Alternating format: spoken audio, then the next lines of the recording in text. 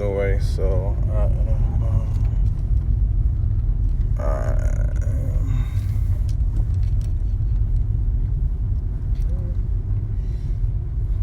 I am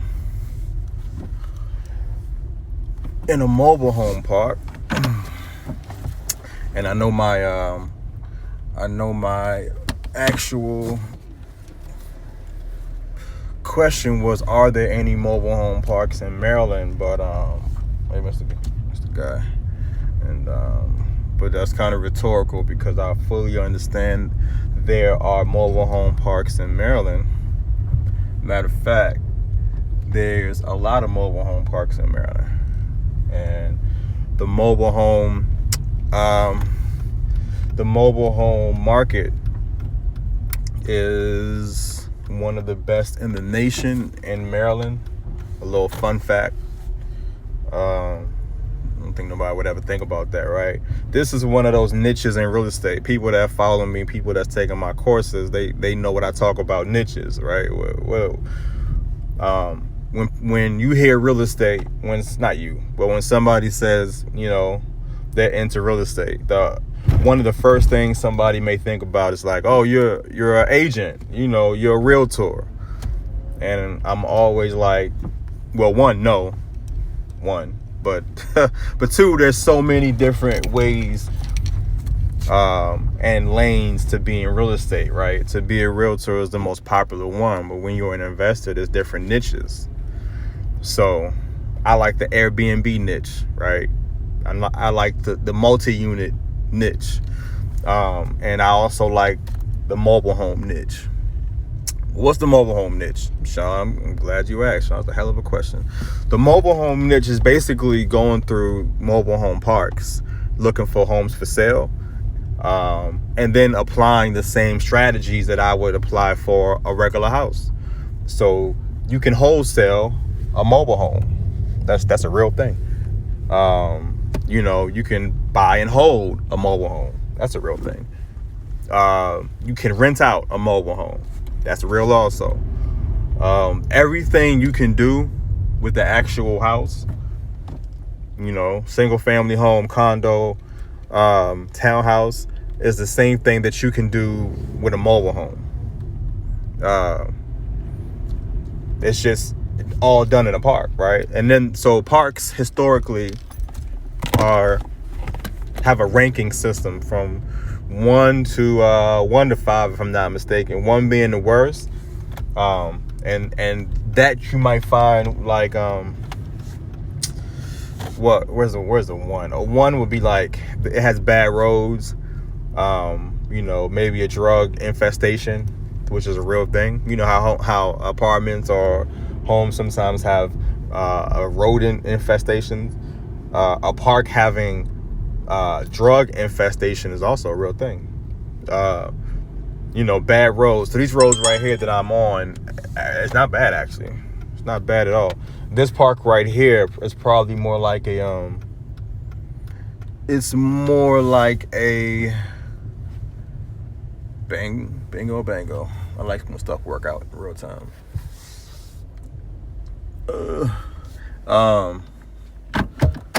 Let's see.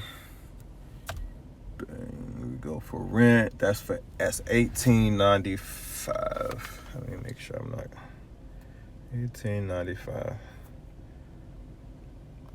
All right. $18.95. Okay. Hold on 1 second. $18.95.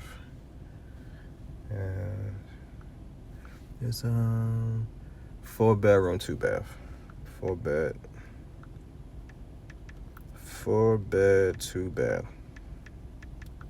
$18.95. Address 1223 Addy. And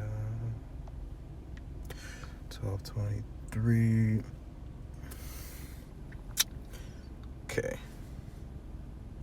1895 410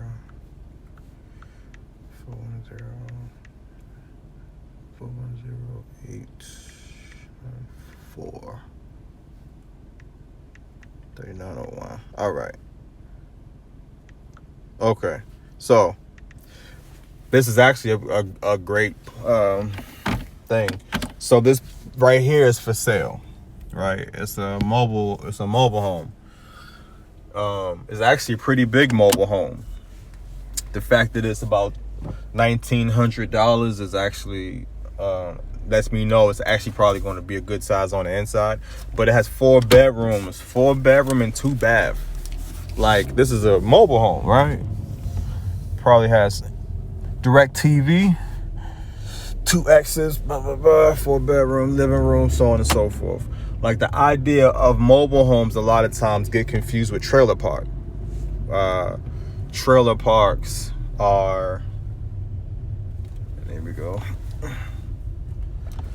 bang, for rent.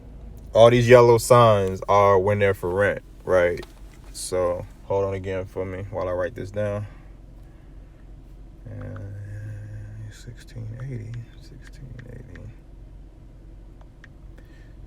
1680, 3 bed, 2 bath, 3 bed, 2 bath, 3 bed, 2 bath.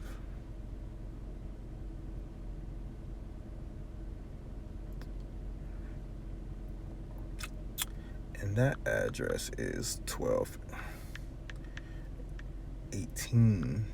Just adding 1218, same cell. So a lot of times, oh yeah, three bedroom, 2 bath, right? Equally as wide, it seems like. I believe the term is double wide. I'm still rusty on my mobile home lingo or vocabulary. But anyway, so the point I'm trying to make is, like, mobile homes are like any other home, right? They're like any other home. They're just mobile. You can literally move them. I've moved one before. It's actually cheaper than one would think it is to move an actual house. But like I said, I was saying this park is about maybe a 3, upper 3, lower 4 out of 5. The roads are paved, speed bumps. So far, 2 vacancies. Vacancies meaning two mobile homes not occupied, which is a good ratio. So what's the point? Who cares, right? Why do I care about mobile homes? The reason why I care about mobile homes is because, unlike the traditional homes, mobile homes are cheaper to get into, right? They're a lot cheaper to get. And if you know the going rate for an apartment in Maryland, where I'm at, the DMV in general, DC, super expensive, Northern Virginia. Man, me and my wife did a walkthrough of a place that was like $2,900 a month. So, when you understand what the going rate for the actual to rent a place out is super high. And so then the alternative, what's the alternative? Is mobile home living, mobile home community. Do I think I can live in a mobile home? I don't know yet. I don't know. I can, correction. I can live in a mobile home. I probably would want my own land, full disclosure. I probably would want my own situation. Let me not hit that car. And there we go. But mobile homes, like I was saying, are cheaper to get into. They're a whole lot cheaper to get into. So you can buy a whole mobile home, for a couple $1,000 a lot of times. And then if you get it for the best price, you can flip it, because there's a whole mobile home buying what's the word? Like under market, under that's serious. That's real dramatic. There's a market for mobile homes. That's my point. There's people who specifically invest in mobile homes and nothing else. They don't want a condo. They don't want a townhouse. They don't want a single family. They don't want a multi-unit.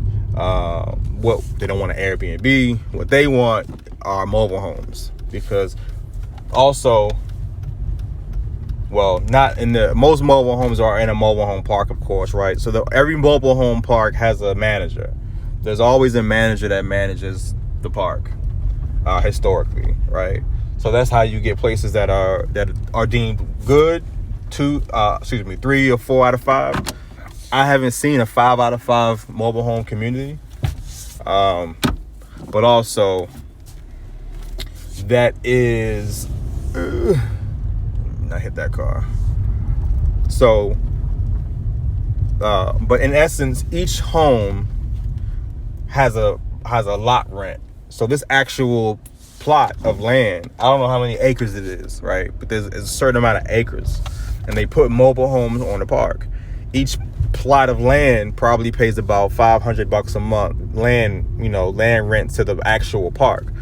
There's about 90 something mobile homes in this particular park. So do the math, right? 900, or rather 500 for land rent a month times about 90.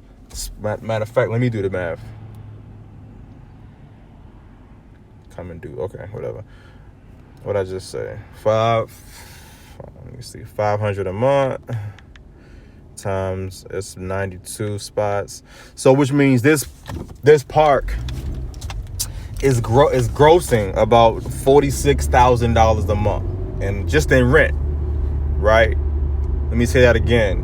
The mobile home park is grossing about $46,000 a month in land rent. Minus the 2. There's 2 that's for rent. So it's not being used right now, right? So what's that? 90. 90 out of 92 in essence. So me as an investor, that's opportunity. One, I have a renters list and I have a buyers list, so I can probably go in there and make a deal of some sort, which I'm probably going to run some numbers when I get back to the house and see what that would look like. And if it's even worth it. But in essence, why would somebody love to invest in mobile homes? It's a niche that's not crowded, and it's not crowded whatsoever. It doesn't take much to learn. There's mobile home parks in every state. There's the rules of getting into a mobile home is a lot more lenient than getting into an actual single family. What else? Some mobile home parks, that being one of them, some mobile home parks actually have credit checks. So, the ones that have credit checks a lot of times are the ones where the management keeps it up, right? Now there are mobile home parks that are more, I hate saying trashy, but that are more, seedy. That's the word that my wife loves to use. So seedy, I'm gonna steal it.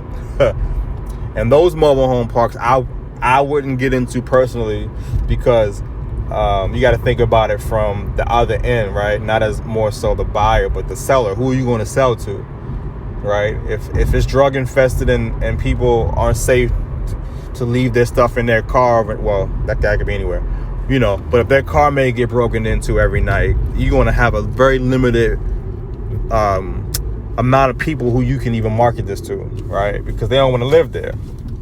Doesn't make any sense for them. Doesn't make any sense for them to get into a place where they have to, where it's so dangerous. So, and again, I'm over here, and I'm not in Annapolis, but Annapolis is that way. Annapolis is also about to get some rain, apparently, but Annapolis is that way. Crofton is that way, which is where I'm about to go, where I'm headed to, so basically what I'm saying is that it's located in a good county, Anne Arundel County, which is the school system where the kids will go, if they're school age, and again, mobile home is just a niche, man. It's just a niche where everybody can play in the mobile home world. But if you don't know what you don't know, then you don't know. Check how I came with my lyrics. If you have no idea how valuable the mobile home communities are, and you don't know who's in the market to buy mobile homes, then you would probably just go past it and or not even think about it, right? Who thinks about a mobile home in real life and day to day? It's rare. On the flip side, once you understand different strategies, right, like how to wholesale, this is where strategies come back in. You can go in and you can wholesale that, right? So those two that I found that was for rent, I can wholesale that. I know I can, and then granted the person has the rent sign, but I can probably find a buyer for that, and I can probably negotiate the terms, and I can probably wholesale, that mobile home, like it's nothing. It's the same. Or I can facilitate the actual deal with the office, with the rental office, or the park manager's office, and split a 50-50 cut on the actual deal. And now I'm getting paid every single month from the renter who comes in. Like this is because again, it's no different. The only difference, if I would say there's one, is because it's a mobile home on paper. You don't deal with title companies, right? It's a VIN number. So it's the same thing as like selling cars for those who have sold a car before. As long as the title's clean, you can do something with that. As long as you go to the MVA and do a title search, you're pretty much all good with that. So where I'm going to next is a place that is a little bit more upscale property wise, because I'm looking, now that I got my mobile home park right off, now I'm going to look for sale by owners. And I know I have in my notes, there's an address where I'm going to right now, at least a community where there are people who are selling their home without the help of a realtor. And those are good for rent to own on the strategy side. Not so much Airbnb, but rent to own. I think I want to get back into the rent to own space. I'm trying to see what the market is like around where I live at. Again, this is legitimately, well, not by my house, but in essence, it's close. I got 11 miles. I got 11 gallons. How you say that? 11 miles to empty, right? I don't fear running out of gas. However, I never fear running out of gas, so that could be a fault of mine. But I know my car. Check me out, But the point is, this is supposed to be driving for dollars. Full disclosure, when you do drive for dollars, the idea is to fill your tank up, or to put gas in your tank so you don't find yourself in an 11 miles to empty scenario. Because in essence, if you were to run out of gas in an area where you're not familiar with, I assume that would be a bad thing. But I got AAA, I got MCA, so I'm on the roadside, assistance side, I'm straight. I'll be fine. Thug life, I'm all right. So, but my point is 11 miles to empty. So I know I'm literally going in my zip code. I'm not going nowhere out. I'm not going so far away. And in my zip code, there's so much, I call it inventory. There's so much inventory. There's so many properties. There's so many developments. There's so many housing cuts. Nick, how you call them? Nooks. Nooks is, I just did my camera like that. That's a whole street. And I got maybe 200 houses maybe. And then on the left side too, the right side, the left side, I'm headed toward Crofton. Crofton is a pretty big city. It's a pretty big city in Anne Arundel County. So you got a lot of condos, a lot of townhomes, some single families, but I think majority of the inventory is going to be condos and townhomes for Crofton. So again, what I'm looking for next is the Airbnb, my second favorite after multi-units. So what I invest in, just to full disclosure, what I invest in is multi-units first and foremost. That's where I'm at. Multi-unit number 1, Airbnb number 2, mobile home number 3. And then everything else, I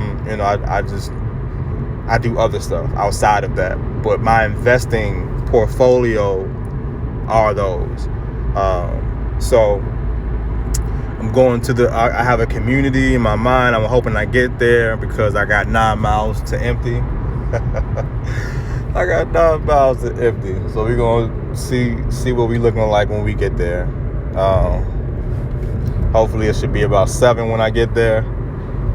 And hopefully I can run to, through the property. Maybe take 1 gallon of gas and then make myself to 7-Eleven and then end my video. So either y'all going to see me, come to a cool community, or y'all going to see me run out of gas. Check out the which way this today can go. Anyway, like I said, riding through Crofton, I'm seeing places for sale. I'm seeing Exit Realty. I'm seeing Weikert. I'm seeing Long and Foster. I'm seeing Keller Williams. I've seen one Douglas Realty. Shout out to my man Ricky. I'm seeing different signs for realty companies. However, what I'm looking for is for sale by owner. So let's not forget that. For sale by owner. Remax, check Remax out. Open house. I should kick that sign down.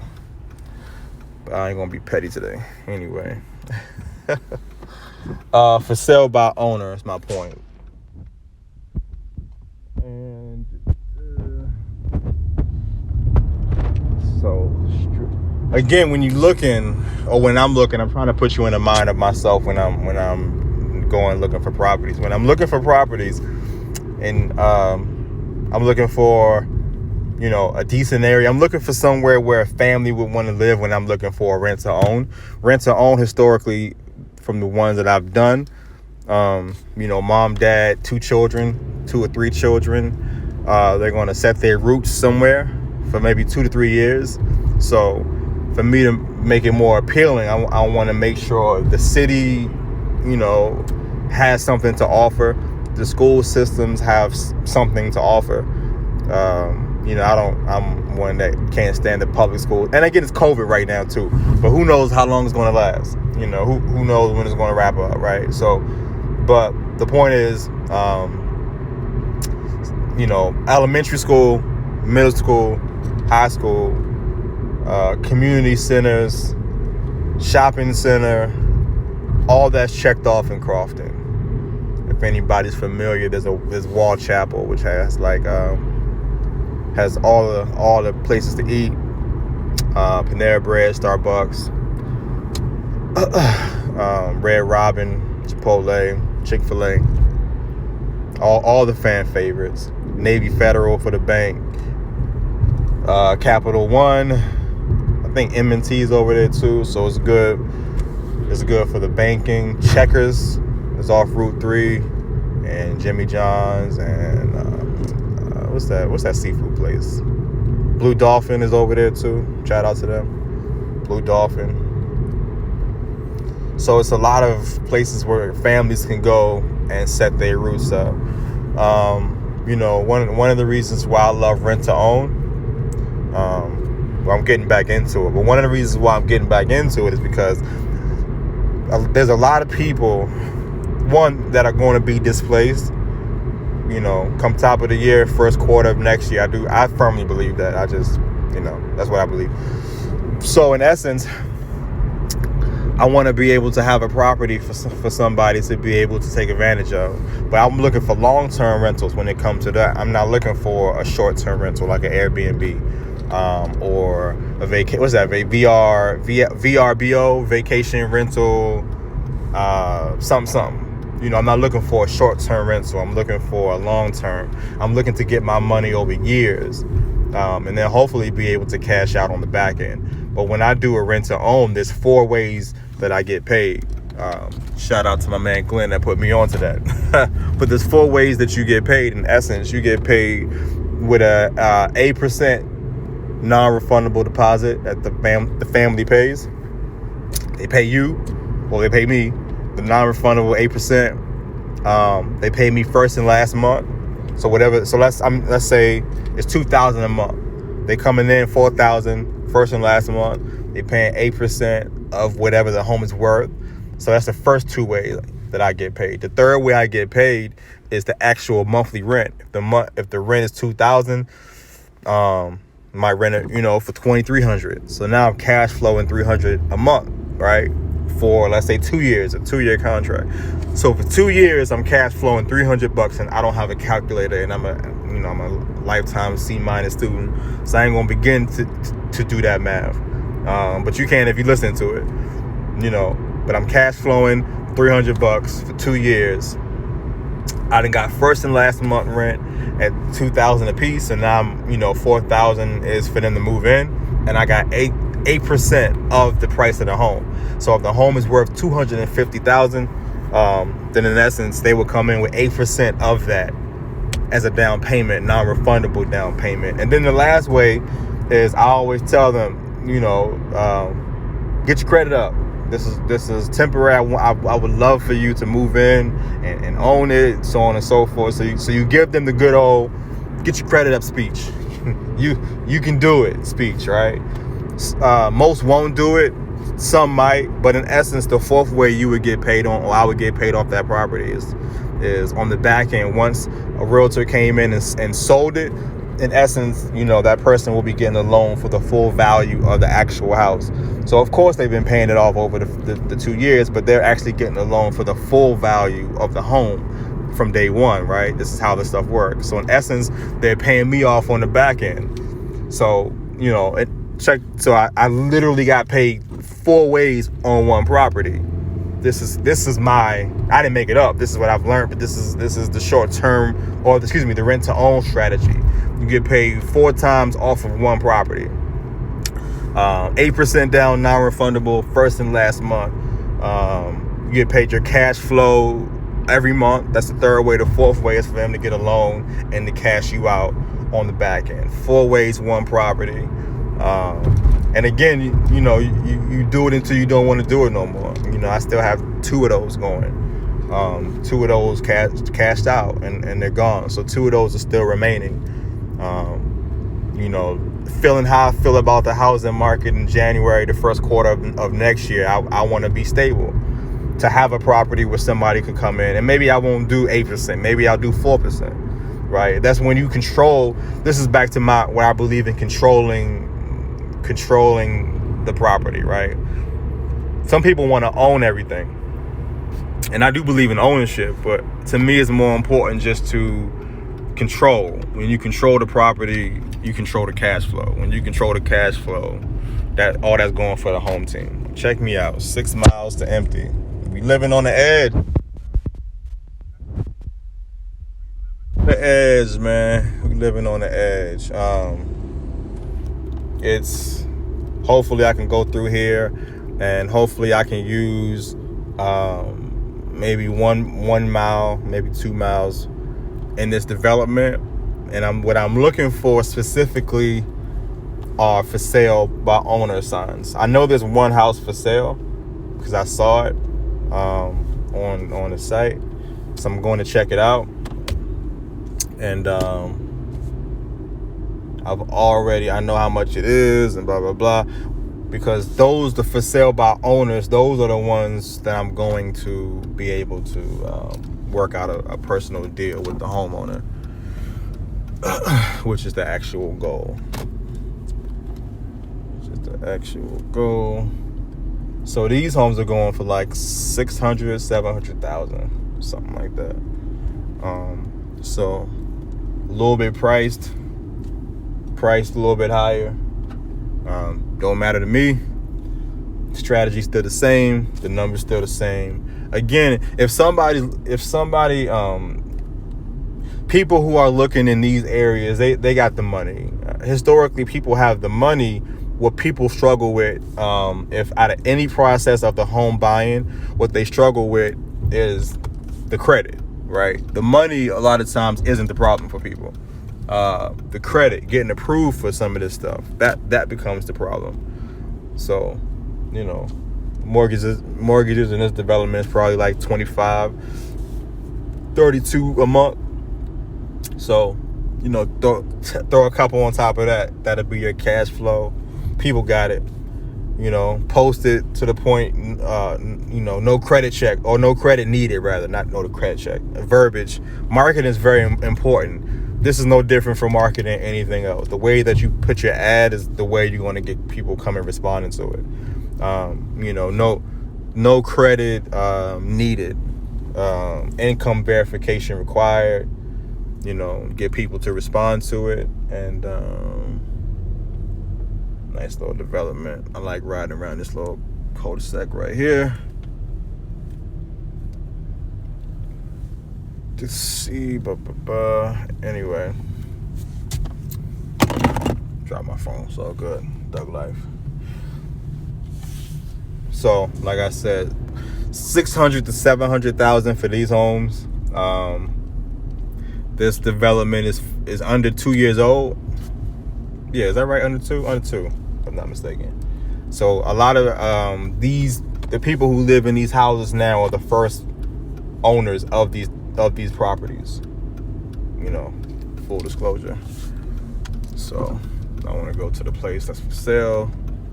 I want to check it out, and then I'll go get some gas before I run out. Let me cut the heat on. And again, rent to own. This is not a good Airbnb community. Just for people who are watching it that know that I love to do Airbnb, this is not. It's not NOT. This development is not good for Airbnb properties. This is not where you want to go for that. It's not gonna do well. It's not gonna yield a great profit. You're going to do it just to do it, not really for any other purpose but to do it. And I don't believe in that. I believe in doing it to get the best revenue, the best return.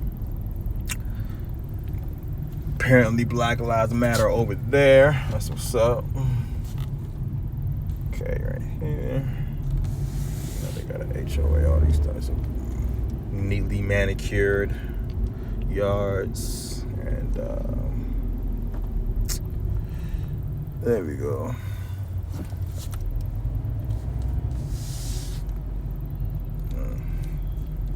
Kids playing. These kids supposed to be in school.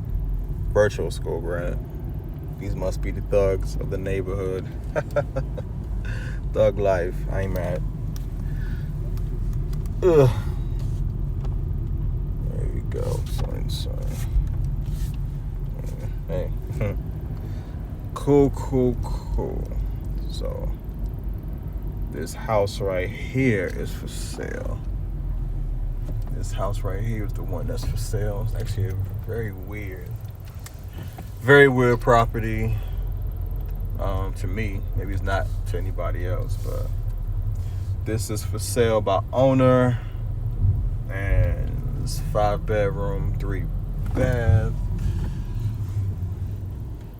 Okay, the back goes against the thing. All right, cool.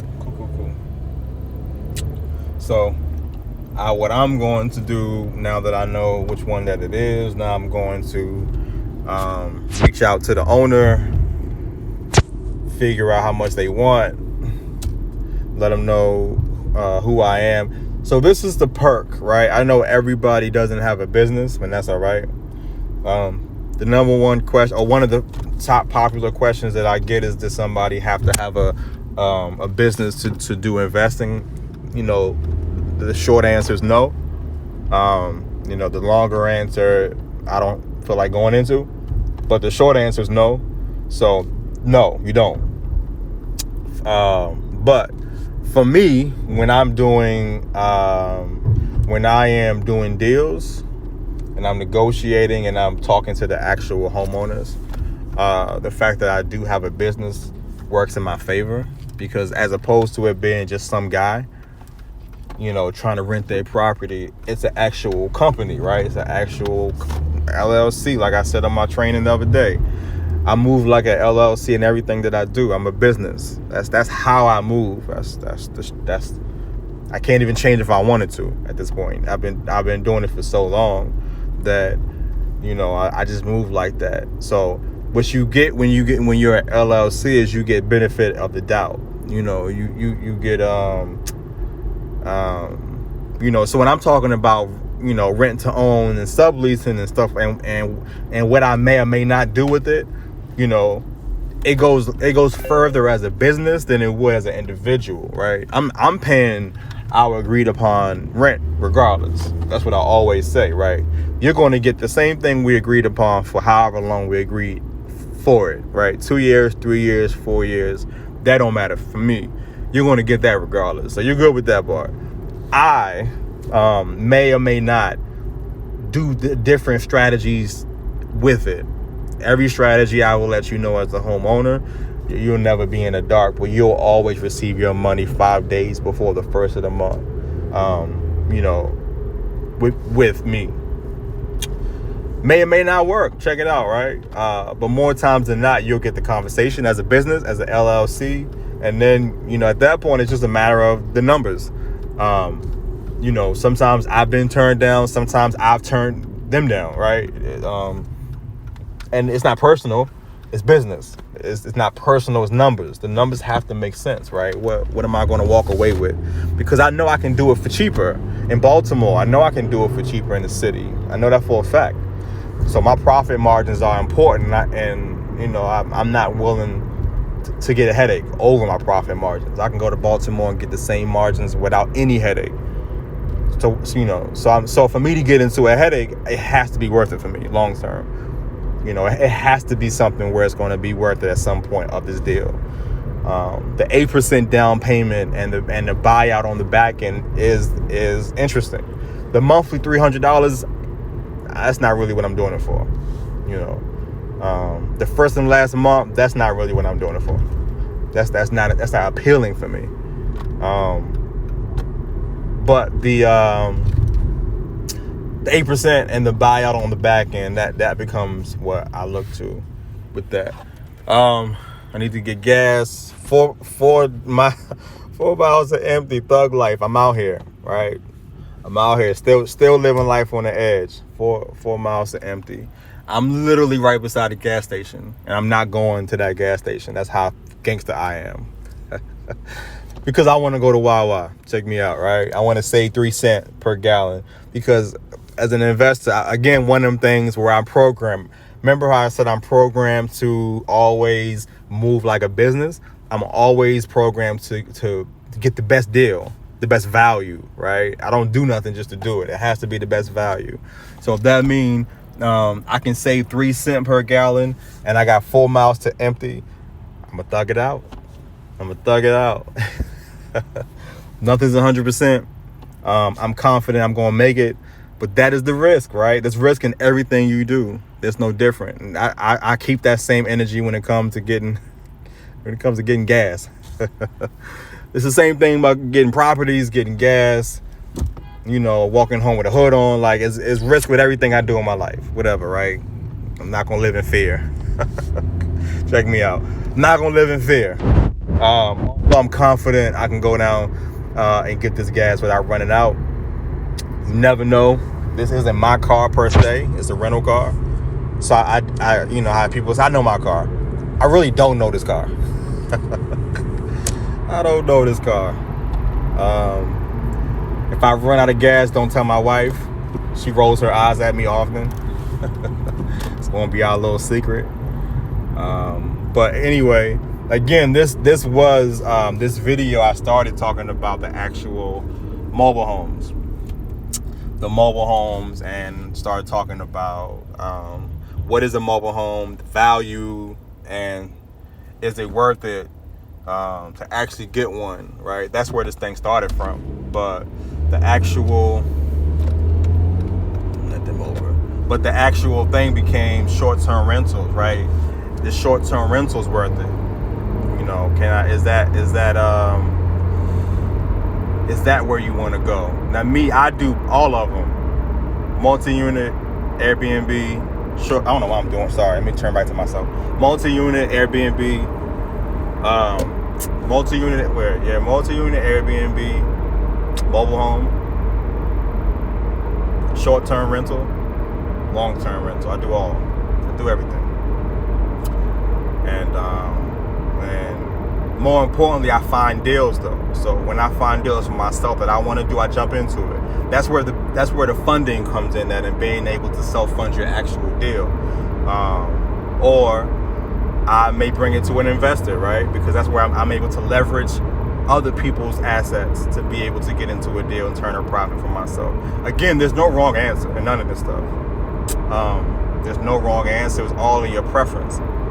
It's all in your preference. So I gotta get over.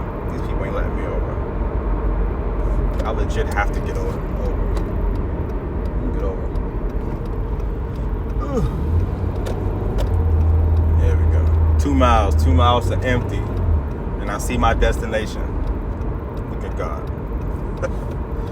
Look at God. So anyway, on the recap, mobile homes, niche market. Are there mobile homes in Maryland? Actually, there's 235 mobile home parks in Maryland. 235. I'm gonna keep saying that. There's 235 mobile home parks in Maryland, and each mobile home park might have 80 to 100 properties or mobile homes on the lot. So you do that math. You only need one property to turn a profit, to do a wholesale deal, to do any kind of deal, right? So again, lifetime C student. I don't know how many mobile homes specifically, but there's 235 mobile home parks in Maryland. Find the best one. Find the one with the best reputation, with the best roads. Those are normally a 3 out of 5 or a 4 out of 5. 4 out of 5 and 5 out of 5 is normally run credit checks. They normally run credit checks. Yeah. The ones that are like 1, 2 out of 5. My man, that's what's up. Ross gonna come scoop me. I'm at not Panera Bread. I'm at Wawa right now, so I made it. I made it to the joint, yo. I'm here. But so the ones that are normally 1 out of 5, 2 out of 5, those are probably what considered the trailer park trash. Like, that's where that branding comes from. A lot of drugs, roads are trash, mobile homes are in bad condition, probably no mobile home manager or one that doesn't care about keeping it up. So I don't invest in those. But 3, 4, 5 out of 5, I do those. And again, mobile homes, it's a VIN number. It's a VIN number like a car. So there's no title company. There's no loan. The bank isn't involved for the most part in the ones that I'm doing, because we're doing cash. And we doing cash. Go to the MVA for the exchange. MVA does the title search. I can sell that title to somebody else and the same day for real. But I'll go, worst case, right? Next day. If I'm working on something, next week, go back to the MVA, money exchange. Like, it's just a quicker process than going through an actual, trying to sell a townhouse, a condo, a single family, where you got to go through steps. I got a multi-unit down south where I'm still waiting to close. I'm still waiting on paperwork. I'm still waiting on the county, to approve some stuff down there. It's been a month or so. 2 months. I'm still waiting. So, it's a different lane, right? But it's still investing, still turning a profit. So, and then the short-term rental, or the rent to own, again, it's about making money 4 times on the same property. So if the property is, where we at? If the property is $250,000, right? The first way you make money, well, $250,000, and then you can do times 8% down payment, non-refundable. So they got to come $20,000 non-refundable to you, right? That's the first way.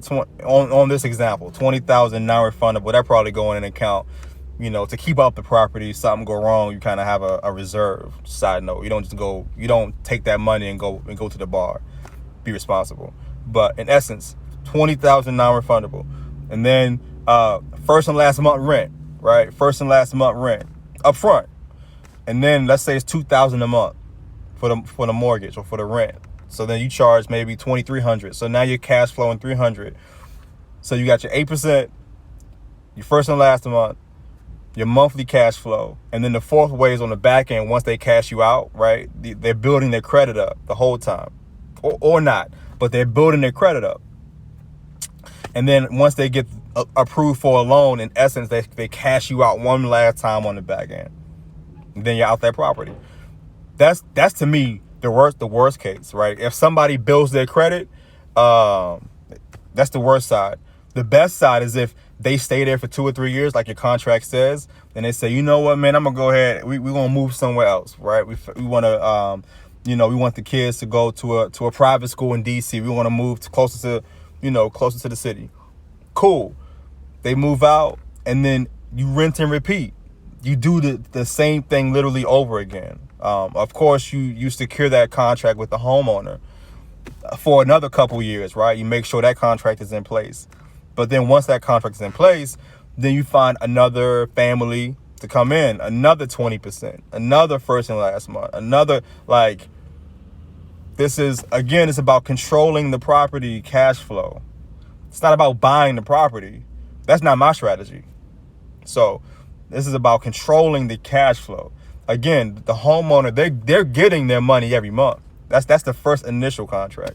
And this is in a session, so I'm going to close it because I'm starting to get into, like, lesson mode. But, with the homeowner, once you have a contract from the homeowner, whatever that agreement is, that's your vested interest in the actual property. So now you have a vested interest in the actual property. And you sublease it out. Again, every property that I've done, I've kept the homeowner in the loop. Every property that I've done, the homeowner isn't like surprised, like, man, what you doing? Everything is up front. I may or may not sublease this. I may or may not do it. I don't know. I'm an investor. I'm looking for opportunity. The market may be up. The market may be down. I may Airbnb it for 2 months. I don't know what I'm going to do. You're going to get your money regardless. You're getting your money that we agreed upon regardless. I'm figuring out my side on the back end. I don't know how I'm going to get it out when I'm writing this actual contract on the front end. That's up to me how I'm going to get my money out of it. But the actual front end money is between me and the homeowner, and that's locking me into our terms for two or 3 years, whatever our agreement is. So again, these are just different strategies. Those that understand my sessions, I talk about strategies, right? I'm an investor. Somebody call me a wholesaler, I might fight you. I might not, depending on how I feel that day. I'm not an investor. I'm not a wholesaler. That's not my title. My business card says investor. My strategy may be wholesaling. My strategy may be Airbnb. My strategy might be rent to own. My strategy might be, my strategy is different. Every deal is different, depending on the numbers. But my title is an investor. So I don't like when people relegate me to a wholesaler. That means, I don't care what it means. I don't like it. So I don't take that. Side note, I don't take anything I don't like, right? So I'm not taking that from nobody. If it ain't my wife, where I gotta take it, if it's somebody else, I'm not good with that. I'm an investor. And if we're not talking like that, then you're not talking to me most times, So that's how this works. My perspective is always finding how to turn a profit in a property, not getting into a deal, and not going bad. Of course, deals go bad. Of course, deals take long. Of course, like my multi-unit, I'm waiting. It's been 2 months. I'm waiting. Granted, it's COVID.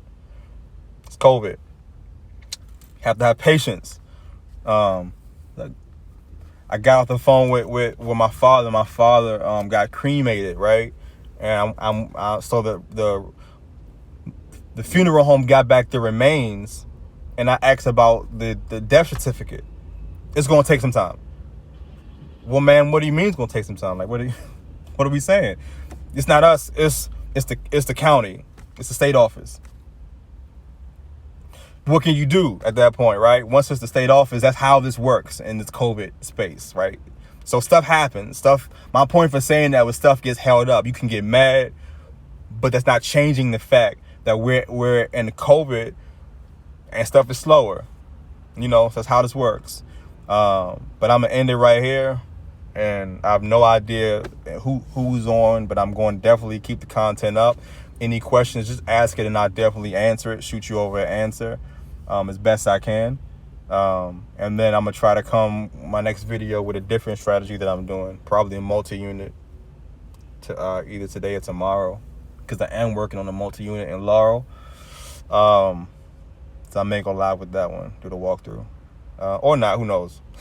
Anyway, any questions, feel free to leave them below, and then I'll get back to it. So